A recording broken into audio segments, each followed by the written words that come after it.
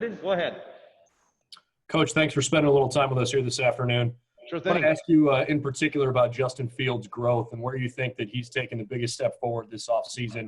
I know a lot's been made about what he's done off the field, but when you get a chance to actually work with him physically, where is he most improved?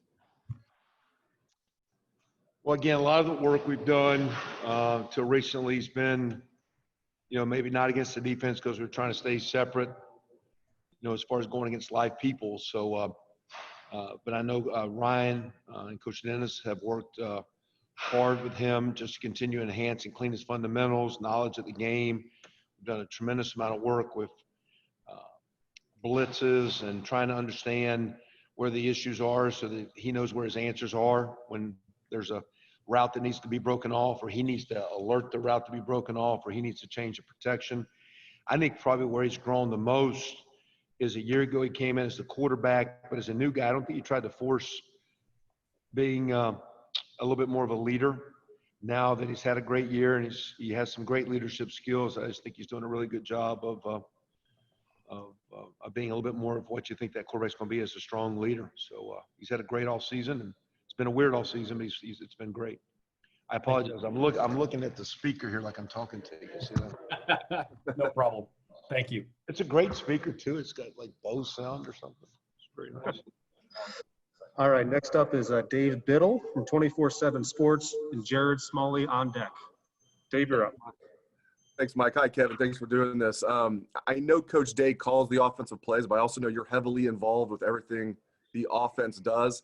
Can you kind of explain your role and just how much say you have in the design of the offense and the actual play calling on game day? Yeah, I mean, it's a lot of group stuff in general, meaning, so much of what we do goes during the week or in the off season where the whole group's there. And as a coach, you're working with your position guys and you're bringing to the table their strengths and weaknesses, or, if this is a protection or a route or a concept we do and you have some players struggling, you need to get them up to speed, or we start moving in other directions. So it's a lot of group stuff with, the run game. We kind of started early in the week of game planning, myself and Coach Dudrawa and Coach Alford with that, Coach Hartline, Coach Dennis, and Coach Day kind of get the pass. We spend a day or so separate. We kind of come together and we kind of built the basic game plan. And then by Tuesday, it kind of evolves into third down and scoring zones. Game day, there's a lot of talking after the drive. Like Ron will say, hey, what do you think's your two top runs next time? What do you think we want to go with? I might make a suggestion if I'm concerned with protection that I think we need to do something to help with the pass rush, because being a line guy, I like to kind of help that O-line out with Coach Studrawa. So sometimes the play calling and the rhythm of the calls and things you can do to help a tackle get his job done, or move the pocket, or get the ball out of the quarterback's hands to alleviate some stress of the line. So it's a collaborative group. When we get going, there's not a lot of talk. The best time to talk is as soon as the play is called and before we even run the play that's happening, because once that play is run, being a no-huddle team, we're kind of into the next deal. So we've got to do a great job of minimizing conversation. I think me and Coach Day have very similar thoughts. I think I see things through the eyes of a lineman a lot. He sees it through the eyes of a quarterback and a skill guy. But I think collectively, I enjoy working for him, enjoy working with him. And, I think we're pretty compatible. At least I sense that. We can get into thoughts, but I think it's a good deal. Just one more quick one from me, Coach. How do you see things kind of shaking out at the running back position this year? I think every year you got to have more than one. It's even getting to the point in the college game with their tempo, you need to maybe have more than two. You need to have three. So right now, Master has came off his injury and looks like he has a chance, especially with the season being delayed. He's doing everything and looks really good. Trey has came in and he's very smart, looks very good, catches it well, understands well. I haven't seen him, with pads and in the hard practice environment or the game environment. You feel comfortable there. And, Crowley's still a little bit, Marcus still a little bit out there with his injury, not quite full speed. So from there, it's kind of been falling on steel chambers. We've moved Xavier Johnson in there. Has done a nice job for us as kind of a hybrid guy. You got DeMario McCall. Those are two kind of hybrid receiver running backs. So we got five guys that are getting a lot of work. The bulk of it's being split between Master and Trey with the ones. and then Steele and the other guys are managing our second team right now. Thank you, Kevin. I think it'll be a 50-50 ballpark as we start. Thank you, Kevin. Next up, Jared Smalley with WCMH Channel 4 and Tim May on deck. Jared? Hey, Kevin, I wanted to ask you about, I think it's next Wednesday, you have an opportunity to actually play some real football in terms of blocking and tackling and making the contact you want to make. Can you run me through that feeling you've had to deal with the last couple of weeks here of not being able to play at the speed or at the intensity you want to play in order to prepare for a season, and how you intend to do it when you are actually allowed to go full speed in that regard? Well, we've talked a little, although not excessive on that, so I don't want to lead. Here's exactly what's going on because it'll be interesting. It's kind of always a day-to-day thing. I think, first of all, I think Coach Day, with our coaches and with team meetings and with the whole staff, has done a great job of trying to teach our guys. We are practicing really great without pads. We're staying on our feet. We're playing low on both sides of the ball up front, but we're not falling down. Because you just worry about somebody stumbling and getting a cheap high ankle sprain or a cheap knee injury or something like that. Our skill guys are challenging us in coverage. We get a fair amount of man coverage, but as we're able to throw the ball, guys aren't colliding and falling on the ground where you get the cheap shoulder, ACL kind of sprain or whatever. So our guys have done a phenomenal job of practicing. When the pads come on, you guys start getting a feel of what it's like to play at the pad level you need to play with, the velocity you need to play with, the way you come off the ball, get off blocks, the way you run through trash, the way you finish tackles. And we just can't do that the first day when pads are on because these guys have had a long period. We missed spring ball. So it ain't like, oh, so now we got games in 4 weeks, the first day of pads, just go out and for 2 hours hit. We're going to have to be very, very smart in how we build that volume up because that's where, most of the concussions happen early in preseason practice. So I think we're very smart enough with the medical staff we have and Coach Day's background that we'll be slow to go and build as we go. And I think we'll probably get as much contact and work in the second week of our start as we will the first week. And I think we'll try to get in because school is going on almost like the flow of a game week early. It won't be the old school, just practice. But we are going to need some blocking and tackling, and we've got to be a great tackling team. And, man, we were really good up front last year. Those guys are back. But, an O-line's like a boxer. You got to get back in the training, and you got to pound a little bit to get really, really good. Thanks, Kevin. Next up, Tim May from the Tim May podcast and Austin Ward on deck. He's got his own podcast named after him now. Oh, yeah.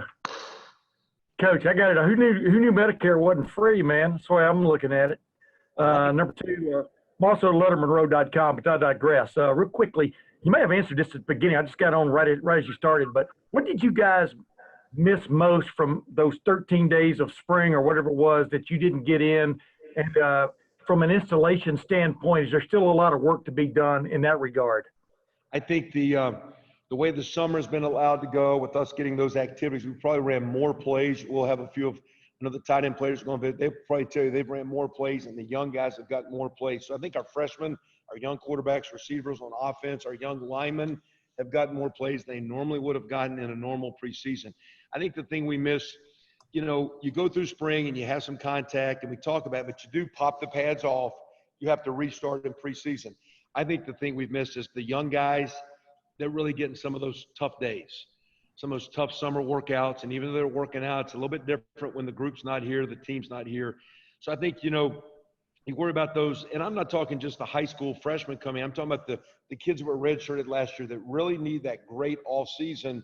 Yeah. They probably got about a third of that. And a lot of times that second year is when a lot of these guys pop and start coming through for you. It'll really be interesting as the pads come on, how some of these redshirt freshmen play. Like in my room, Cade Stover. How's Cade going to be? Because he looks well, but he did miss a good chunk of what the normal player would have gotten. And does Justin Fields look like, can you put into words, because you get to see this guy every day, compared to a year ago, what is the biggest difference you see in Justin Fields? My wife would be pleased for me to tell you that he's been on a vegan diet, and he's done a great job. He's leaner, he's faster. He's done a great job taking care of himself. He's a more complete player. And I said earlier to him, I think a year ago as quarterback, but a new guy, he didn't jump out to necessarily be the leader. I think he's more comfortable being one of the strong leaders of this football team and of our offensive unit. Thanks, man. You're welcome. Next up, Austin Ward with Letterman Row and Bill Rabinowitz on deck. Austin? Hey, Kevin. I feel like we've had this conversation a number of times with Jeremy that every year it's, trying to make him into the more complete receiver. What do you see as the next step in that evolution for him? For Jeremy? Yeah. I think for all of them, and it started in spring, we had our best, and you'll get a chance, and I've got Luke over here ready to come up. They started spring ball. We talked a lot. We did a lot of study of some NFL guys, and we actually talked to a couple guys about how fast they played. And we even looked at some of our guys that have now gotten strong enough. We didn't think we needed to keep adding weight, that we wanted to play faster. And we challenged our guys, and I thought we did a great job those first 3-4 practices we had in spring of really rolling. It's continued. It's been a little different because we hadn't had the pads, but I think it's playing faster. I think it's they're all older. They're more confident. They've had more time, even though it's been away to some degree, more time with Coach Mick's training. So they're stronger. Their bodies are more mature. They're really gotten strong in the blocking game. I think even Jake's had his best off season. So it's a great group of guys. I just think you're going to see them playing faster. And with that, I think the quarterbacks are getting more confident and comfortable in making sure as they go through the progression, they're giving them a right peak as long as when it fits the time and the play and all that. So excited to see how they play. They're going to play. It's been a solid. We haven't had a ton of touches sometimes. It's been a strong unit, and I think it's got a chance to be the best we've had since I've been here this year. Just to follow up quickly on that, like when you're talking about the NFL guys that you're sharing clips of, who is it that you want them to emulate, and what is it about their games? I don't know if it's emulate, but you just watch how fast they play in the running game, blocking game. We even had a couple Zoom calls with a couple guys. I remember one of the comments, the guy says, man, I don't worry about messing up. I'm going as hard as I can. And sometimes, I think in our guys, we try so hard to be perfectionists that when you're thinking, you really can't cut it loose and go. Now, we cannot be – there's a fine line between being out of control. But I think as these guys have matured physically, but more than anything matured with confidence, I think they can feel free to cut it loose. If they make a mistake, it's not the end of the world. And I think they understand how to fix problems while we're practicing or while we're playing. So if they overshoot a guy and take a poor angle, they don't freak out about it. They just fix it. That's a part of being a good player, is just adjusting as you play. And they've gotten to the point they understand me, they understand us, they understand the offense. They've grown. I think they have a chance to be special players for us this year. Next up, Bill Rabinowitz from the Columbus Dispatch with Nathan Baird on deck. Bill?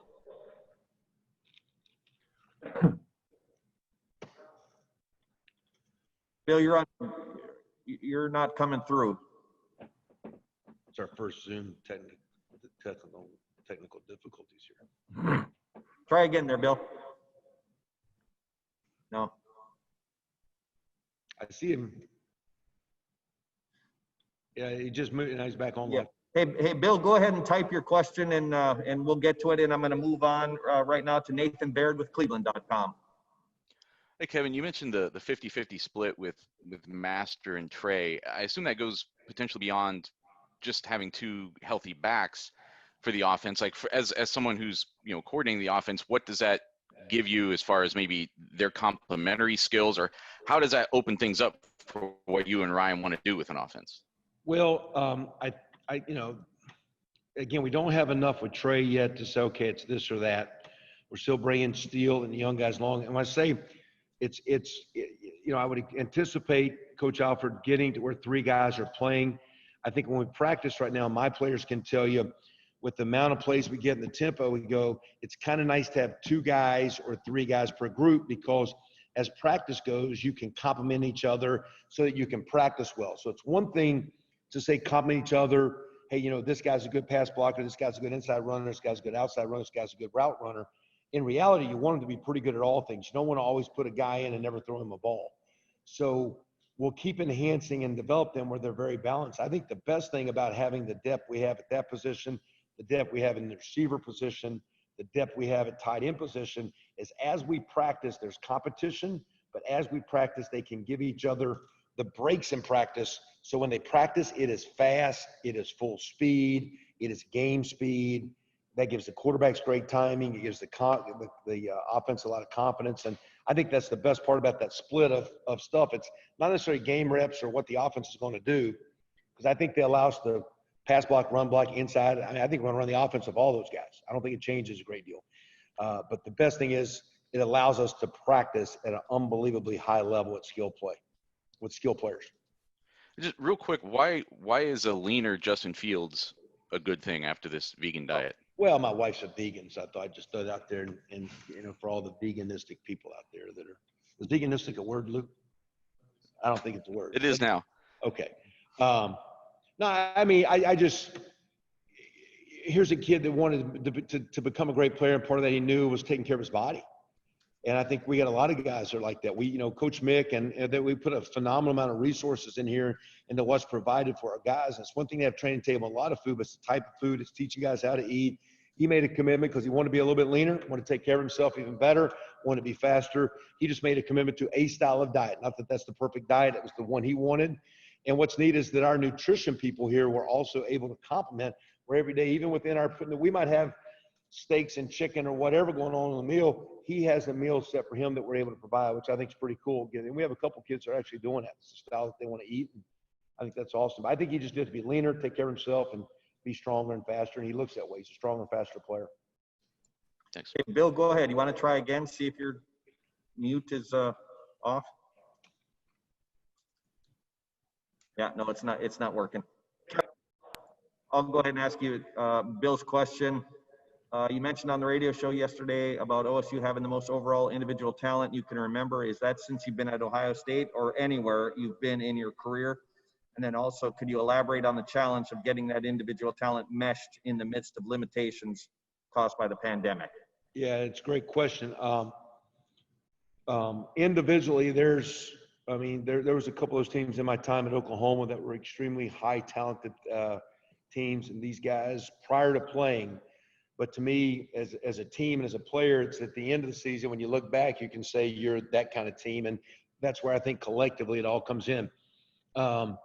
We got to do a great job because of all the skilled guys of finding guys. It's one thing, I said this yesterday, we had a lot of guys opt in.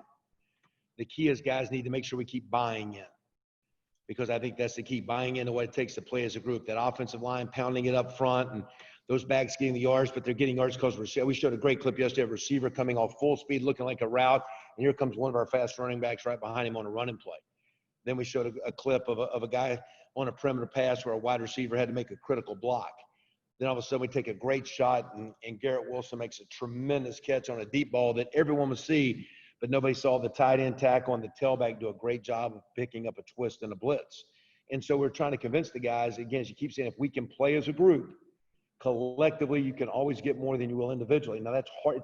It's easier said than done, especially in this day and age with all the dynamics and social media and players getting pulled with families and friends and give me my touches. But if we can keep our egos in check, continue to buy into the brotherhood of what we've got, I think we have a chance to be another very, very, very strong football team. It all starts with those guys up front, and that skill is very, very strong. There's some young receivers that haven't shown a lot yet, but when they get a chance, it's going to be a great receiving core. Those backs come through.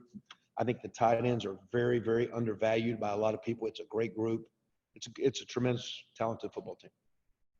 Great. Folks, this is going to need to be the last question for Coach Wilson. No, I got you one more, Kevin. Next up, Bill Landis with The Athletic, and then we'll let Dan Hope open up with Luke Farrell. So, Bill, go ahead. Thanks, Jerry. Kevin, you guys played more with two tight ends last year than I think Ohio State has played with in a while. How do you see that maybe expanding this year, especially when you bring back guys like Jeremy and Luke, who I'm sure you want to have, and Jake, who you want to have on the field a lot?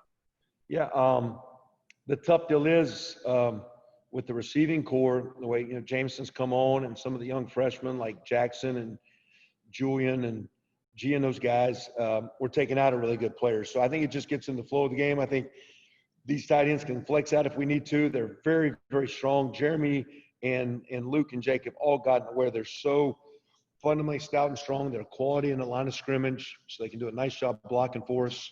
I don't think we need to force it. I think we just get into the flow of the game, and as Coach Day's calling it, we get going. We can always go to it.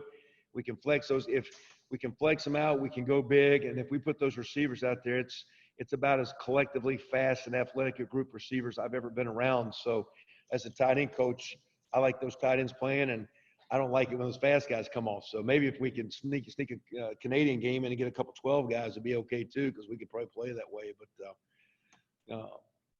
their run blockers, their pass. I guess the trick too, what we're saying, though, we got to make sure that as we keeping everybody happy, we just don't get too much offense. And as coaches, that we get so smart for ourselves, and that's one of the things. The pandemic, you got a lot of time to sit around, maybe think too much, and start out thinking yourself. And so we got to find a way to keep it where these talented group of guys can cut it loose and fly around and do a great job for Buckeye Nation. And when you bring in a new back like Trey from another program, do you look at what they did at the place where he came from at all, and try to find some schemes that he might be comfortable in and add them to your run scheme at all, or you just kind of work them into what you guys have always done? I think you're always looking at other people, and we've always studied the Oklahoma offense for years, and so we always have kind of seen things they do. A lot of their running game's kind of similar. But if you did, we haven't had a bunch of transfers, but when you do see a kid that comes in that has a unique skill set, you try to play to it. We just got to make sure, Bill, we don't, like I said before, when we have some talent, we just got to make sure we don't try to force it. When you try to make everybody happy, you can't. We just got to keep everyone buying into the brotherhood, playing together, and doing a great job for representing the Buckeye Nation on Saturdays this fall. And so we didn't really, we do a lot of things similar to Oklahoma, not exactly. You want to know if we run the counter, the tackle play? Is that what it is with both of them pulling? Yeah, I didn't want to mention it specifically, but that is what. You want me to call Bill? We actually run that play. We just have so many plays we don't get to it. But I'll call Coach Beatonbow and tell him you talked about that. Okay. I appreciate it. Thanks. See you guys. Coach, thank you. You guys take care. God bless you. See you, man.